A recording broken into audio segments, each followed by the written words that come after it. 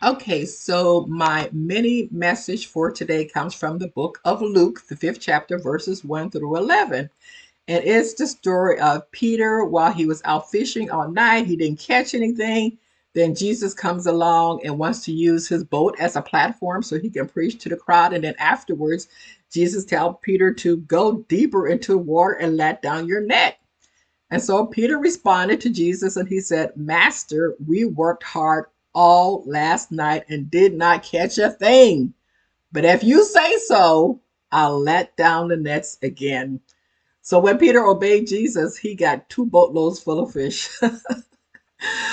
Okay, now, so Peter was a professional fisherman. That was his profession. He was a professional fisherman. And at the time, Jesus's occupation was he was a carpenter turned preacher. And so it would have been easy for Peter to say, well, I know what I'm doing because I've been doing this for a long time. I'm a professional fisherman. You've never caught a fish in your life, and you're telling me what to do. It would have been easy for Peter to argue with Jesus, but he didn't. He didn't. He obeyed Jesus and it blessed him immensely, right? And so Peter obeyed Jesus and it blessed him, but not only did it bless him, but it also blessed his friends. Verses 6 through 7 says, and this time their nets were full of fish. They begun to tear. The nets begun to tear because they caught so many fish.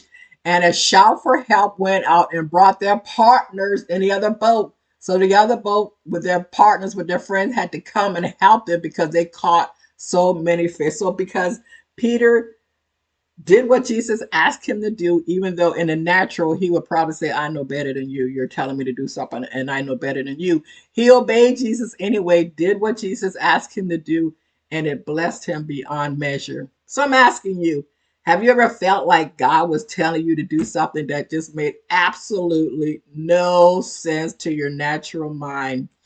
I remember I was at this church conference or something, and an apostle came up to me and he told me three different things.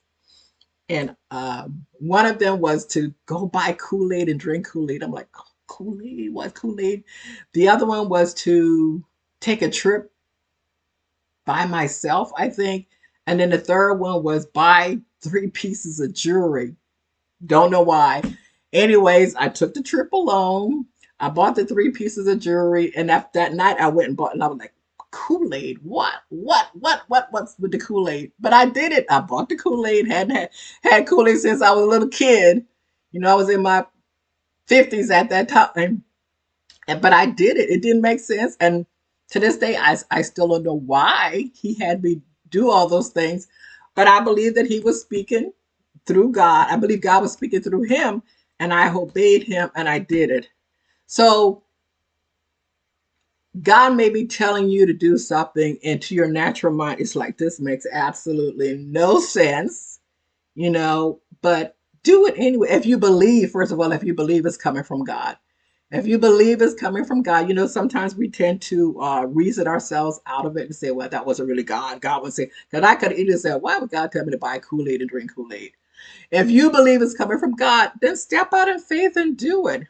Just step out in faith and do it, because your success and possibly the success of others are on the other side of your obedience. So even if what you believe God is telling you to do makes absolutely no sense, just do it anyways. Just step out in faith and do it anyways. Amen. Amen. Thank you for joining me. And I will see you next time for another mini message. Bye bye.